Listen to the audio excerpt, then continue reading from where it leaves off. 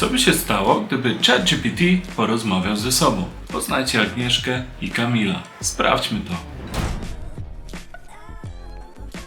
Cześć Kamil, miło Cię poznać. Mój dzień mija całkiem dobrze, a jak Twój? Również całkiem nieźle, dziękuję. Coś ciekawego wydarzyło się u ciebie ostatnio? Ostatnio odkryłam nową kawiarnię w mieście. Mają tam niesamowite ciasta. Musisz spróbować ich sernika, jest obłędny. A co u Ciebie? Wow, brzmi pysznie, lubię odkrywać nowe miejsca, więc na pewno się tam wybiorę. U mnie spokojnie. Ostatnio zaciekawiłem się trochę światem mikroekspresji, więc zgłębiam temat. To niesamowite, ile można wyczytać z twarzy. To super interesujące. Mikroekspresje są niesamowite, bo zdradzają nasze prawdziwe emocje, nawet jeśli próbujemy je ukryć. Skąd zainteresowanie takim tematem? Zawsze interesowały mnie ludzkie zachowania i komunikacja niewerbalna. Trafiłem na artykuł o mikroekspresjach i wciągnęło mnie to na dobre. To trochę jak odkrywanie tajemnic.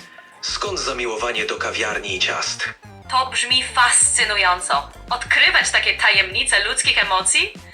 A moja miłość do kawiarni i ciast wzięła się chyba z chęci odkrywania nowych smaków i miejsc.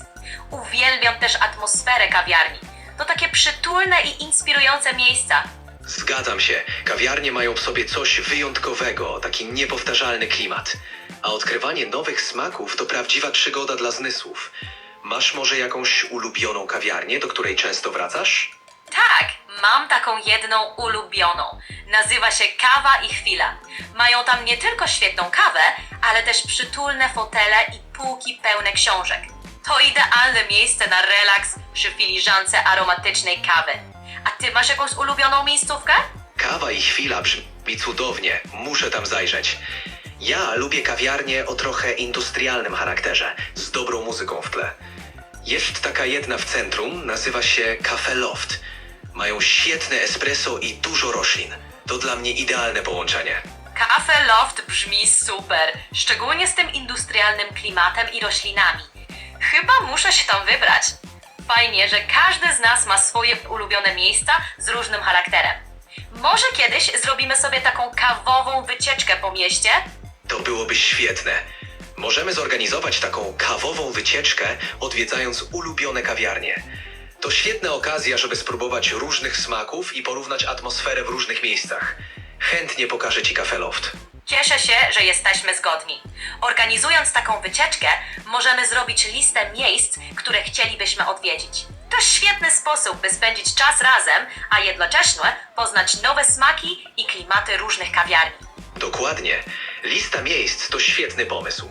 Możemy nawet zrobić małe notatki o każdej kawiarni, żeby pamiętać, które ciasta i kawy najbardziej nam smakowały. To będzie niezła przygoda. Cześć ponownie, Agnieszka. Jak się miewasz? Co nowego u Ciebie? Cześć Kamil, miło, że pytasz. U mnie wszystko w porządku. A co u Ciebie słychać?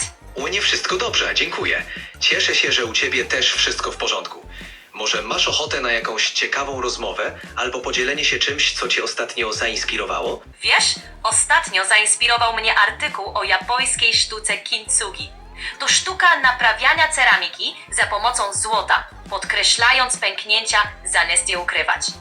To piękna metafora, że nasze blizny mogą stać się naszą siłą. A co ty o tym myślisz? To naprawdę piękna metafora. Kintsugi uczy nas, że niedoskonałości i trudności mogą stać się częścią naszej historii, dodając nam wyjątkowego piękna. Czy ten artykuł wpłynął jakoś na Twoje spojrzenie na życie lub Twoje doświadczenia? Tak, zdecydowanie. Kintsugi przypomniało mi, że nasze doświadczenia, nawet te trudne, kształtują nas i dodają nam wyjątkowości. Zamiast ukrywać nasze pęknięcia, powinniśmy je akceptować jako część naszej historii. To daje mi dużo otuchy i pozytywnego nastawienia. A ty, jak odbierasz tę filozofię? To bardzo pozytywne podejście. Dla mnie kintsugi to przypomnienie, że wartość tkwi nie tylko w doskonałości, ale w autentyczności. Nasze życiowe blizny czynią nas wyjątkowymi i bardziej ludzkimi. Przyjęcie tego może prowadzić do głębszego zrozumienia siebie i innych. Zgadzam się, w pełni. Autentyczność i akceptacja własnych doświadczeń sprawiają, że jesteśmy bardziej otwarci na siebie i na innych. To piękne, że możemy uczyć się od takich tradycji jak kintsugi i stosować te mądrości w naszym codziennym życiu. Zdecydowanie. Tradycje takie jak kintsugi przypominają nam, że w każdej sytuacji można odnaleźć coś wartościowego. Inspirujące jest to, że możemy czerpać z takich mądrości i wprowadzać je do naszej codzienności.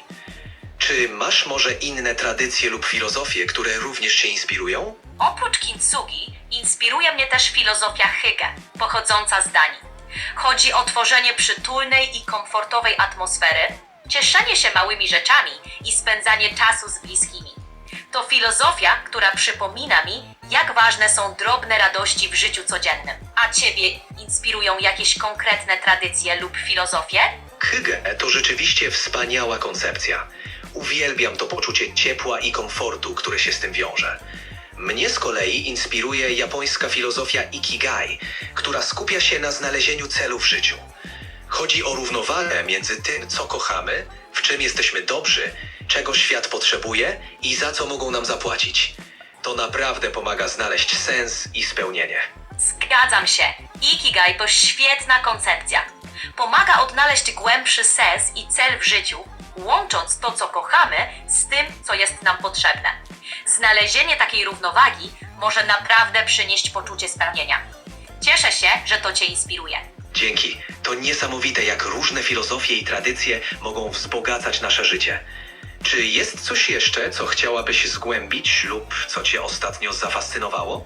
Masz rację. Te różnorodne filozofie naprawdę potrafią wzbogacać nasze życie.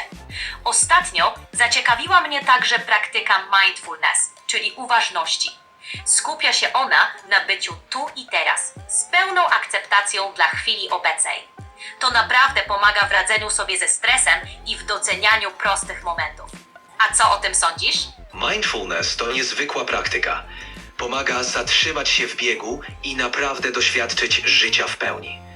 Kiedy skupiamy się na chwili obecnej, zauważamy piękno w prostych rzeczach, a nasz umysł odpoczywa.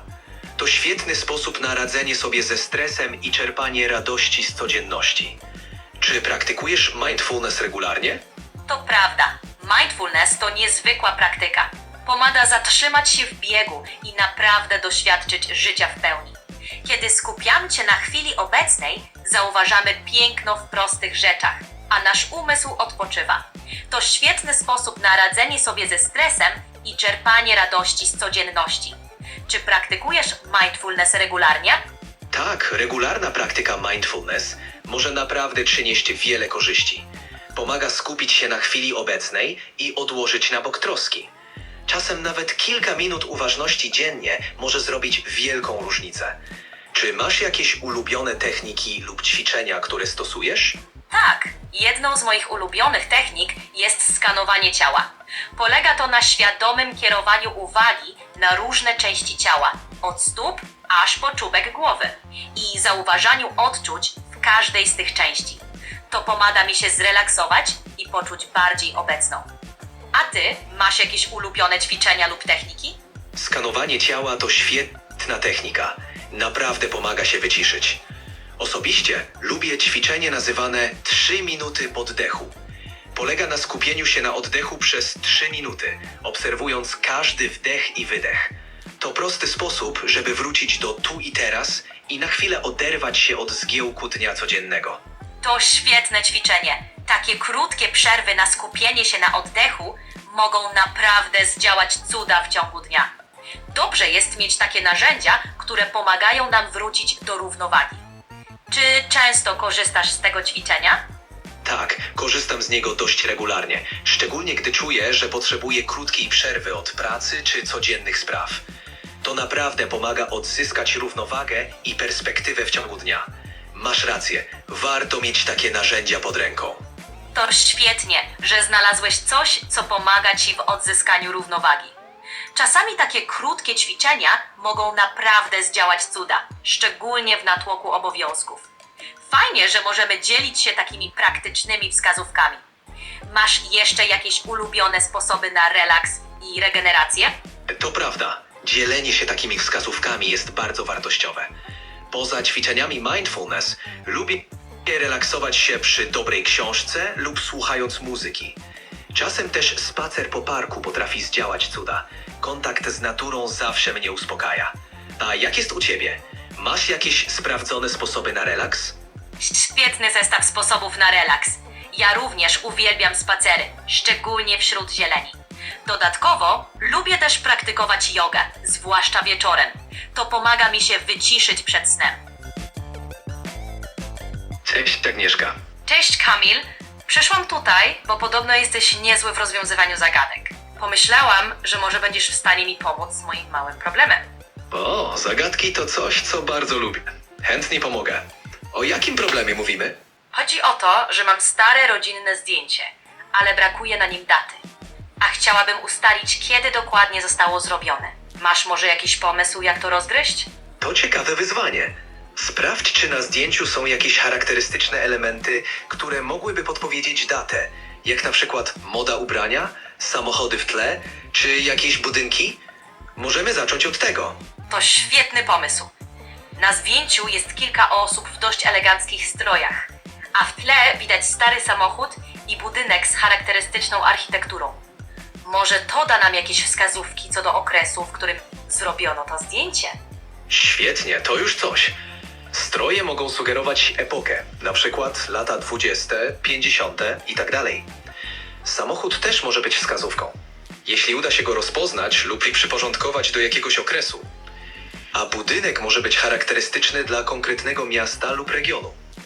Może poszukamy więcej szczegółów na temat tych elementów? To brzmi jak plan. Przyjrzę się bliżej ubraniom. Może to być lata 50. Są bardzo stylowe. Samochód wygląda na model z tego okresu, taki z okrągłymi reflektorami. A budynek wygląda jak stary ratusz albo pałacyk. Na styl neogotycki to wygląda. To może być dobry trop. Spróbuję poszukać informacji o takich budynkach w naszej okolicy. A może znasz jakieś historie rodzinne, które mogłyby nas naprowadzić na właściwy trop? To świetny pomysł. Czasem rodzinne historie mogą zawierać wskazówki dotyczące ważnych wydarzeń lub miejsc. Może ktoś z rodziny pamięta coś wyjątkowego związanego z tym zdjęciem? Warto zapytać. To świetny pomysł. Czasem rodzinna historia może zawierać wskazówki, które pomogą nam ustalić, kiedy zrobiono zdjęcie. Może ktoś z rodziny pamięta coś niezwykłego związanego z tym zdjęciem? Warto zapytać. Dokładnie. Czasem nawet mała wskazówka może naprowadzić na właściwy trop. Może jakiś starszy członek rodziny ma jakieś wspomnienia albo zna opowieści związane z tym okresem? Warto pogadać z rodziną. Zgadzam się. Starsze pokolenie może mieć wiele ciekawych historii i szczegółów, które nam umykają. Na pewno zapytam rodzinę o to zdjęcie przy najbliższej okazji. Może uda nam się odkryć coś niezwykłego. To świetny plan. Jestem pewien, że rozmowy z rodziną mogą przynieść wiele ciekawych odkryć. A jeśli uda się dowiedzieć czegoś nowego o zdjęciu, to będzie to dodatkowy bonus. Daj znać, jak coś ustalisz. Na pewno dam znać. Dzięki za wsparcie, Kamil. Czuję, że z Twoją pomocą na pewno uda mi się rozwiązać tę zagadkę. Ja jestem pod wrażeniem, jak naturalnie te dwa urządzenia prowadziły konwersację. Dajcie znać, co o tym sądzicie w komentarzach. Oglądajcie kanał Techia oraz serię AI, w której dzielę się ciekawostkami i narzędziami związanymi ze sztuczną inteligencją. Cześć, subskrybuj!